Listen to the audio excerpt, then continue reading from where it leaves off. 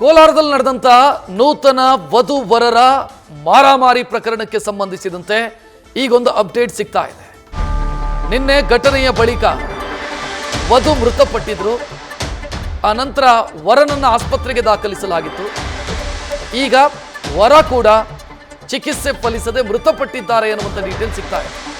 ಕೋಲಾರದ ಕೆಜಿಎಫ್ನಲ್ಲಿ ಈ ವಿಚಿತ್ರ ಘಟನೆ ನಡೆದಿತ್ತು. ನಿನ್ನೆ ಕೆಜಿಎಫ್ ಆಸ್ಪತ್ರೆಯಲ್ಲಿ ವಧು ಲಿಖಿತಾಶ್ರೀ ಮೃತಪಟ್ಟಿದ್ರು. ಇವತ್ತು ಬೆಂಗಳೂರಿನ ಆಸ್ಪತ್ರೆಯಲ್ಲಿ ವರ ನವೀನ್ ಕೂಡ ಮೃತಪಟ್ಟಿದ್ದಾರೆ. ಪರಸ್ಪರ ಪ್ರೀತಿಸಿ ಮದುವೆಯಾದವರು ಮದುವೆಯಾದ ಕೆಲವೇ ಗಂಟೆಗಳಲ್ಲಿ ಹೊಡೆದಾಡ್ಕೊಂಡು ಸತ್ತಿದ್ದಾರೆ. ಮೊದಲಿಗೆ ವಧು ಮೃತಪಟ್ಟಿದ್ದು, ಆ ನಂತರ ವರನನ್ನ ಆಸ್ಪತ್ರೆಗೆ ದಾಖಲಿಸಲಾಯಿತು. ಹೆಚ್ಚಿನ ಚಿಕಿತ್ಸೆಗೋಸ್ಕರ ಬೆಂಗಳೂರಿಗೆ ತರಲಾಯಿತು. ಆದರೆ ಬೆಂಗಳೂರಲ್ಲೂ ಕೂಡ ಚಿಕಿತ್ಸೆ ಫಲಿಸದ ಪರಿಣಾಮ ವರ ನವೀನ್ ಕುಮಾರ್ ಕೂಡ ಮೃತಪಟ್ಟಿದ್ದಾರೆ ಎನ್ನುವಂಥ ಡೀಟೇಲ್ ಸಿಗ್ತಾ ಇದೆ.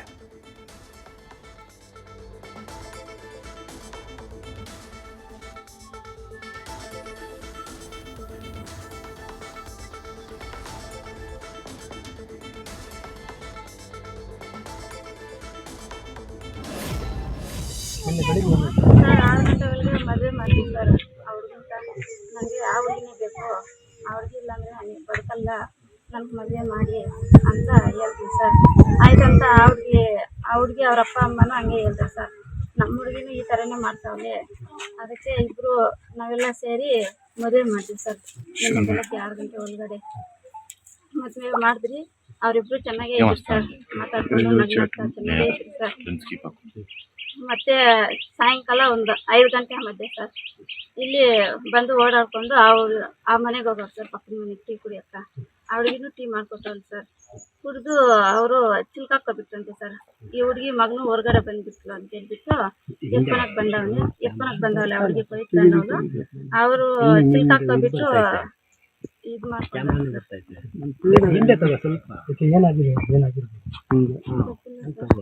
ಅವ್ರಿಬ್ರು ಇಷ್ಟಪಟ್ಟಿದ್ದಕ್ಕೆ ಸರ್ ನಾವು ಮದುವೆ ಮಾಡಿದ್ದ. ಏನೋ ಇಬ್ರು ಚೆನ್ನಾಗಿರ್ಲಿ, ಬದುಕಿ ಬಾಳ್ಲಿ ಅಂತ.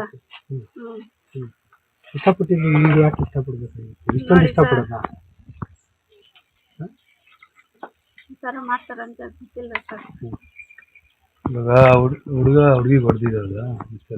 ಅದೇನೋ ಸರ್, ನಾವು ಬಾಗಿಲು ತಬ್ಕೊಂಡು ಹೊಲ್ಕೋದು ಇಬ್ರು ಬಿದ್ದೋಗಿದ್ರು ಸರ್.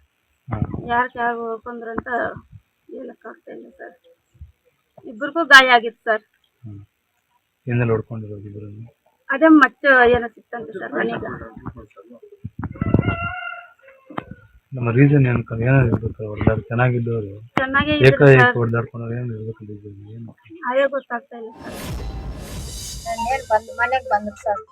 ಮನೆಗೆ ಬಂದು ಟೀ ಮಾಡ್ತೀನಿ ಕುತ್ಕೋಪ್ಪ ಅಂದ್ರೆ ಕುತ್ಕೊಂಡ್ರು ಸರ್. ಅವ್ರಿಗಿನ ಇಬ್ರು ಕುತ್ಕೊಂಡ್ರು ಸರ್. ನಾನು ಟೀ ಮಾಡ್ಕೊಬಂದು ಕೊಟ್ಟೆ. ಅವ್ರಿಗೂ ಅವನಿಗೂ ನಮ್ಮ ಅಪ್ಪಗೆ ಹುಡುಗಿ ಪಕ್ಕದ ಮನೆ ಹುಡುಗಿ ಕೂಡ ಬಂದಿದ್ಲು ಸರ್. ಅವ್ರಿಗೂ ಒಂದು ಗಸ್ತಿ ಕೊಟ್ಟೆ. ಕುತ್ಕೊಂಡಿದ್ರಿ. ಕುಡ್ದಿದ್ದಾಯ್ತು. ಗ್ಲಾಸ್ಗೆಲ್ಲ ಎತ್ಕೊಬಂದು ಹೊರಗಡೆ ಬಂದೆ ಸರ್. ಬಂದಿಟ್ಬಿಟ್ಟು ಅವ್ರು ಒಳಗಡೆ ಕುತ್ಕೊಂಡಿದ್ರು. ಮಗು ಈ ಕಡೆ ಬಂತು ಸರ್. ನನಗೆ ಹೊರಗಡೆ ಬಂದು ಎತ್ಕೊಳಕ ರೋಡ್ ಕಡೆ ಬಂದು ಇದಕ್ಕೆ ಎತ್ಕೊಳಕ್ ಬರೋಷ್ಟಕ್ಕೆ ಕದ ಹಾಕಿದ್ರು. ಎತ್ಕೊಂಡು ಹೊಟ್ಟೆಗೆ ಹೋಗೋಷ್ಟಕ್ಕೆ ಕದ ಹಾಕಿದ್ರು. ಅವ್ರು ಏನು ಮಾತಾಡಕ್ ಕದ ಹಾಕಿದ್ದಾರೆ ಅಂತ ಸುಮ್ಮನೆ ಇದ್ದೋಗಿ ಸರ್. ಹಾಕಿ ಸ್ವಲ್ಪ ಹೊತ್ತಿಗೆ ಅಮ್ಮ ಅಂತ ಒಂದು ಸೌಂಡ್ ಕೇಳಿಸ್ತಾ. ಹುಡುಗಿ ವಯಸ್ಸು ಏನೋ ಗಲಾಟೆ ಅಂದ್ಬಿಟ್ಟು ಅಪ್ಪಯ್ಯ ನವೀನ ತೆಗಿ ಬಾಕ್ಲಂದ್ರೆ ಅವನೇನು ಮಾತಾಡಿಲ್ಲ. ಅದ್ ನೋಡ್ಬಿಟ್ಟು ಆಮೇಲೆ ನಾನು ಓಡಿ ಬಂದು ನಮ್ಮ ಬಾಬಣ್ಣಗೆ, ಜಯಕ್ಕ ಅವ್ರ, ನವೀನ್ ಎಲ್ಲ ಇದ್ರು, ವಿಶಾಲಿ ಎಲ್ಲ ಅವ್ರಿಗೆಲ್ಲ ಏನೋ ಗಲಾಟೆ ಮಾಡ್ಕೊಂತ ಇದ್ದೇನೆ ಬಂದ್ರೆ ಅಂತ ಹೇಳಿ ಹೋಗೋಷ್ಟಕ್ಕೆ ಬಾಕ್ಲು ಒದ್ದಿ ತಲ್ಲಿ ಒಳಗಡೆ ಹೋಗಿ ನೋಡಿದ್ರೆ ಅವ್ರ ಹಂಗೆ ಹೊಡೆದಾಡ್ಕೊಂಡಿದ್ದಾರೆ. ಮುಚ್ಚಲ್ಲಿ ಸರ್,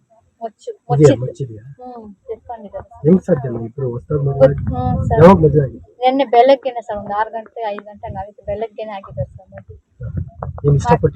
ಇಷ್ಟನೇ ಇತ್ತು ಸರ್. ಇಷ್ಟಪಟ್ಟವ್ರು ಮಾಡ್ಕೊಂತೀನಿ ಅಂತ ಹೇಳಿದ್ರು ಸರ್. ಮಾಡ್ಕೊಂಡಿದ್ದು ಇಷ್ಟಪಟ್ಟು ಮಾಡ್ಕೊಂಡಿದ್ದು. ಅವನ್ನ ಮಾಡ್ರಿ ನಂಗೆ ಇವ್ರು ಮಾಡಿ. ಈ ಬಗ್ಗೆ ನಮ್ಮ ಪ್ರತಿನಿಧಿ ಸಮೀರ್ ಹೆಚ್ಚಿನ ಡೀಟೇಲ್ ನೀಡ್ತಾರೆ. ಸಮೀರ್, ಇಲ್ಲಿ ಪರಸ್ಪರ ಪ್ರೀತಿಸಿ ಮದುವೆಯಾದವರು ಮದುವೆಯಾದ ಕೆಲವೇ ಗಂಟೆಯಲ್ಲಿ ಹೊಡೆದಾಡ್ಕೊಂಡು ಸಾಯ್ತಾರೆ ಅಂತಂದ್ರೆ ಯಾಕೋ ಅನುಮಾನ ಬರ್ತಿದೆ. ಏನಾಗಿರೋದು? ಹೌದು ರಕ್ಷತ್, ಇದೊಂಥರ ನಿಗೂಢವಾದ ಪ್ರಶ್ನೆಯಾಗಿ ಉಳಿದಿರುವಂತದ್ದು. ಸದ್ಯ ಪೊಲೀಸರು ಕೂಡ ಈ ಕುರಿತಂತೆ ತನಿಖೆ ನಡೆಸ್ತಾ ಇದ್ದಂತಾರೆ.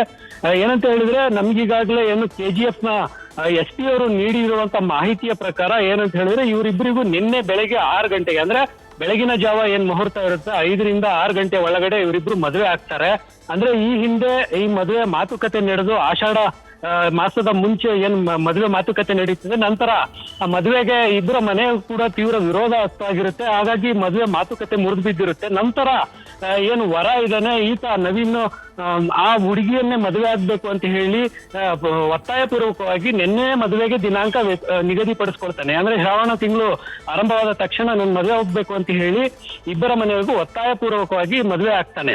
ಆದ್ರೆ ಏನು ಬೆಳಗಿನ ಜಾವ ಮದುವೆ ಆದ ನಂತರ ಏನು ಪಕ್ಕದ ಗ್ರಾಮ ಅಂದ್ರೆ ಇವರಿಬ್ರು ಬೇರೆ ಊರಿನವರಾದ್ರೂ ಅವರ ಏನು ವರನ ನೆಂಟರಿದ್ದಂತಹ ಸ್ಥಳ ಚಂಬಾರಸನಹಳ್ಳಿ, ಆ ಗ್ರಾಮಕ್ಕೆ ತನ್ನ ಪತ್ನಿಯನ್ನು ಕರ್ಕೊಂಡು ಅಲ್ಲೇ ಮದುವೆ ಆಗಿರ್ತಾನೆ.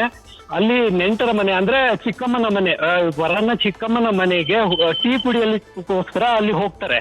ಆ ಸಂದರ್ಭದಲ್ಲಿ ಹೊಸ ಮದುವೆ ಗಂಡು ಆಗಿರೋದ್ರಿಂದ ಯಾರು ಕೂಡ ಆ ಮನೆಯಲ್ಲಿ ಇರೋದಿಲ್ಲ. ಇಬ್ಬರನ್ನು ಮಾತ್ರ ಬಿಟ್ಟು ಟೀ ಕೊಟ್ಟುಬಿಟ್ಟು ಆ ಮನೆ ಒಡತಿ ಕೂಡ ಹೊರಗೆ ಹೋಗ್ತಾರೆ. ಆ ಸಂದರ್ಭದಲ್ಲಿ ಒಳಗಡೆಯಿಂದ ಚಿಲಕ ಹಾಕೊಂಡಿದ್ದಂತ ಇಬ್ಬರು ಅಂದ್ರೆ ನೂತನ ವಧುವರರಿಬ್ಬರು ಯಾವ ವಿಚಾರಕ್ಕಾಗಿ ಇವರಿಬ್ರು ಹೊಡೆದಾಡ್ಕೊಳ್ತಾರೆ ಅನ್ನೋಂಥದ್ದು ಮಾಹಿತಿ ಇಲ್ಲ. ಒಂದು ಮಾಹಿತಿಯ ಪ್ರಕಾರ ಏನು ವರ ನವೀನ್ ಇದ್ದಾನೆ, ಈತನೇ ಲೀಕಶ್ರೀ ಅಂದ್ರೆ ಏನು ವಧು ಇದ್ದಾಳೆ ಅವಳ ಮೇಲೆ ಹಲ್ಲೆ ಮಾಡಿ ನಂತರ ತಾನು ಕೂಡ ತಲೆ ಮೇಲೆ ಏಕಾಏಕಿ ಒಂದು ಮಚ್ಚಿನಿಂದ ಹೊಡೆದುಕೊಂಡು ಆತ್ಮಹತ್ಯೆ ಮಾಡ್ಕೊಂಡಿದ್ದಾನೆ ಅಂತ ಹೇಳಿ ಒಂದು ಮಾಹಿತಿ. ಮತ್ತೊಂದು ಮಾಹಿತಿ, ವಧುವೆ ವರನ ಮೇಲೆ ಮೊದಲು ಹಲ್ಲೆ ಮಾಡ್ಲಿಕ್ಕೆ ಪ್ರಯತ್ನ ಮಾಡ್ತಾಳೆ. ಆ ಸಂದರ್ಭದಲ್ಲಿ ಕೆರಳದಂತಹ ವರ ಆಕೆಯ ಮೇಲೆ ಹಲ್ಲೆ ಮಾಡಿದ್ದಾನೆ ಅಂತ ಹೇಳಿ ಇನ್ನೊಂದು ಮಾಹಿತಿ. ಈಗ 2 ರೀತಿಯ ಪ್ರಕರಣಗಳನ್ನ ಕೂಲಂಕುಷವಾಗಿ ಪೊಲೀಸರು ತನಿಖೆ ನಡೆಸಬೇಕಾಗುತ್ತೆ. ಈಗಾಗಲೇ ಏನು ನಿನ್ನೆ ತೀವ್ರವಾಗಿ ಗಾಯಗೊಂಡಿದ್ದ ಗಂಭೀರವಾಗಿದ್ದಂತಹ ವರನನ್ನ ಕೋಲಾರಕ್ಕೆ ಆಸ್ಪತ್ರೆಗೆ ದಾಖಲಿಸಲಾಯಿತು. ಜಾಲಪಾತ್ ನಂತರ ಆತನನ್ನ ಬೆಂಗಳೂರಿನ ಆಸ್ಪತ್ರೆಗೆ ಹೆಚ್ಚಿನ ಚಿಕಿತ್ಸೆಗಾಗಿ ಕರ್ಕೊಂಡು ಬೇಕಾದ್ರೆ ಅವನು ಕೂಡ ಮೃತಪಟ್ಟಿದ್ದಾನೆ. ಹೀಗೆ ವಧು ವರ ಇಬ್ಬರು ಕೂಡ ಮದುವೆ ಆದ ದಿನಾಂಕವೇ ಮೃತಪಟ್ಟಿದ್ದು. ಈಗ ಏನು ಈ ಮದುವೆ ಈ ಒಂದು ಕೊಲೆಗೆ ಅಂದ್ರೆ ಅವರೇ ಇಬ್ರು ಮಾಡ್ಕೊಂಡಿದಾರ ಅಥವಾ ಬೇರೆ ಯಾರಾದ್ರೂ ಇನ್ನೊಬ್ಬ ವ್ಯಕ್ತಿ ಇದ್ದಾನೋ ಅಂತ ಹೇಳಿ ಏನು ವಧುವಿನ ಪೋಷಕರು ಕೂಡ ಒಂದು ರೀತಿ ಅನುಮಾನ ಕೂಡ ವ್ಯಕ್ತಪಡಿಸಿದ್ದಾರೆ. ಯಾಕಂತ ಹೇಳಿದ್ರೆ ಒಬ್ಬರನ್ನೊಬ್ಬರು ಕಳೆದ 6 ತಿಂಗಳಿಂದ ಪರಸ್ಪರ ಪ್ರೀತಿಸಿಕೊಂಡು ಒಬ್ರು ಒಪ್ಪಿಕೊಂಡಿದ್ರು. ಹಾಗಾಗಿ ಇಬ್ರು ಕೂಡ ಮದುವೆ ಆಗ್ಬೇಕು ಅಂತ ಹೇಳಿ ಇದ್ರು. ಈ ರೀತಿ ಅವರು ಮದುವೆ ಆದ ನಂತರ ಕೊಲೆ ಮಾಡ್ಕೊಳ್ಳಿಕ್ಕೆ ಸಾಧ್ಯ ಇಲ್ಲ. ಈ ಇಬ್ಬರ ನಡುವೆ ಆ ಮನೆಯಲ್ಲಿ ಬೇರೆ ಯಾರೋ ಇದ್ರು ಅಂತ ಹೇಳಿ ವರನ್ನ ತಾತ ಒಂದು ಅನುಮಾನ ವ್ಯಕ್ತಪಡಿಸಿರುವಂತದ್ದು. ಪೊಲೀಸರು ಈ ನಿಟ್ಟಿನಲ್ಲಿ ಕೂಡ ಒಂದು ತನಿಖೆಯನ್ನ ಮಾಡಬೇಕಾಗುತ್ತೆ. ಹೀಗಾಗಿ ಸದ್ಯ ಇಬ್ಬರು ಏನು ನೂತನ ವಧುವರರ ಒಂದು ಶವಗಳು ಕೋಲಾರ SNR ಆಸ್ಪತ್ರೆಯಲ್ಲಿ ಈಗಾಗಲೇ ಶವ ಪರೀಕ್ಷೆಗಾಗಿ ಇಡಲಾಗಿದೆ. ಈ ಶವ ಪರೀಕ್ಷೆಯ ನಂತರ ಈ ಒಂದು ಶವಗಳನ್ನ ಸದ್ಯ ಅವರ ಇಬ್ಬರ ಪ್ರತ್ಯೇಕ ಗ್ರಾಮಕ್ಕೆ ತೆಗೆದುಕೊಂಡಾಗಿ ಅಂತ್ಯ ಸಂಸ್ಕಾರ ಮಾಡಲಾಗುವುದು. ರಕ್ಷತ್, ಈಗ ಇಲ್ಲಿ ಪ್ರಶ್ನಾರ್ಥಕವಾಗಿ ಉಳಿದಿರೋ ಪ್ರಶ್ನೆ ಅಂತ ಹೇಳಿದ್ರೆ ಏನು ಮದುವೆ ಆದ ದಿನವೇ ಇವರಿಬ್ರು ಕೊಲೆ ಆಗಿದಾರ ಅಥವಾ ಆತ್ಮಹತ್ಯೆ ಮಾಡ್ಕೊಂಡ್ರ ಅಥವಾ ಒಬ್ಬರನ್ನೊಬ್ರು ಕೊಂದುಕೊಂಡ್ರ ಅನ್ನೋಂಥದ್ದು ಪ್ರಶ್ನೆಗೆ ಪೊಲೀಸರ ತನಿಖೆ ಮುಖಾಂತರ ಉತ್ತರ ಸಿಗ್ಬೇಕಾಗಿದೆ. ರಕ್ಷತ್, ಧನ್ಯವಾದ ಸಮೀರ್ ಮಾಹಿತಿಗೆ. ನ್ಯೂಸ್ ಫಸ್ಟ್ ನಿರ್ಭೀತಿಯಿಂದ ನಿಮ್ಮ ಪರವಾಗಿ.